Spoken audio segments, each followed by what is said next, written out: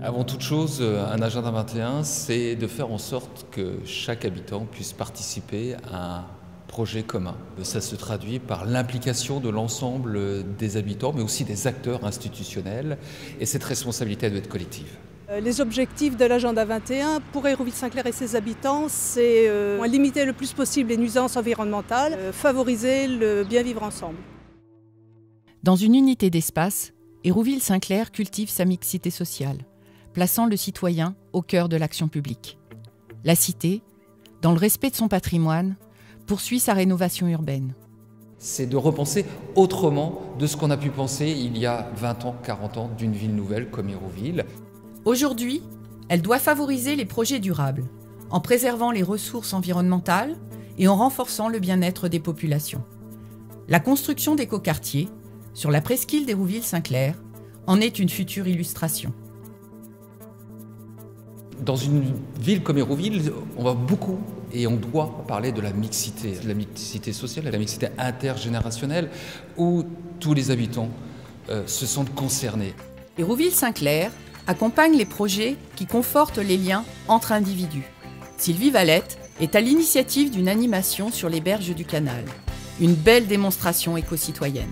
Sur le bord du canal, il y avait des grands espaces de jardins espaces verts. Et nous avons fait le foin l'année dernière au mois de septembre. On a eu du monde qui s'est greffé. Ces relations humaines trouvent aussi du sens dans ces événements. Que les jeunes puissent connaître ça aussi. Parce qu'on s'aperçoit qu'il y a beaucoup de gens qui sont isolés.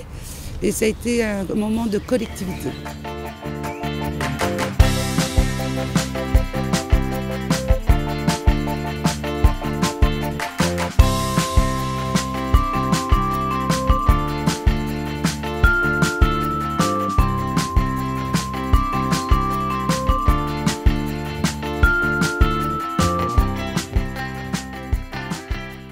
Hérouville-Saint-Clair, géographiquement, est située à l'épicentre de l'agglomération caennaise. Elle est traversée de multiples infrastructures économiques qui sont une chance. La ville accueille plus de 800 entreprises de tous secteurs d'activité confondus.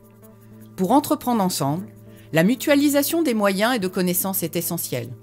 La mise en réseau, au sein de pépinières telles que l'espace Jean Monnet, est un vecteur de dynamisme économique. Elle favorise les politiques de formation, d'emploi, d'insertion et de création d'entreprises. La restructuration à venir du lycée Rabelais dessinera idéalement l'association de la culture, de l'enseignement et de l'entrepreneuriat dans un même espace. Dans ce même objectif de mutualisation de moyens et de partage des savoir-faire, la ville a amorcé des initiatives pilotes, dont le Challenge Énergie. Nous avons pensé mettre en place, et c'est le cas depuis 3 mois à peu près, un Challenge Énergie qui concerne tous les services de la commune, comme l'hôtel de ville, certains établissements scolaires, des bâtiments sportifs. Les élus, comme les agents, tentent à montrer l'exemple d'une gestion durable des bâtiments publics de la ville, réduction des consommations énergétiques et comportement responsable en faveur de l'environnement. Alors après, on pourra le décliner de différentes manières en fonction des publics qui seront ciblés. Tout le monde doit avoir un bien commun qui est celui du mieux vivre ensemble.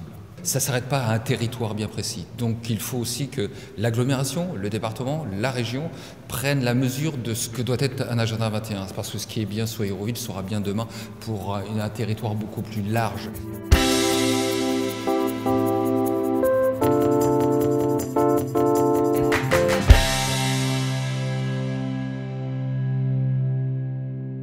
Là, on est bien.